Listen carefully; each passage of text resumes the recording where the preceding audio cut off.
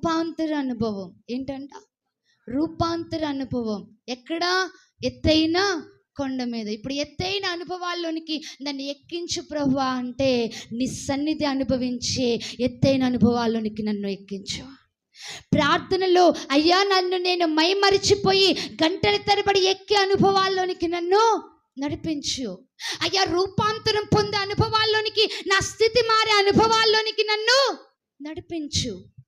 అందుకు హబక్కూకు అంటున్నాడు, నేను నా కాళ్ళను లేడి కాళ్ళ వల్ల చేసి ఎత్తైన స్థలములను నడిపించంటే, దావీదు అంటాడు, అయ్యా నేను ఎక్కలేకపోతున్నాను, నా కాళ్ళను నీవే లేడి కాళ్ళగా చేసి నన్ను ఎక్కించు అంటాడు. ఈరోజు నువ్వు ఎక్కలేకపోతున్నావా?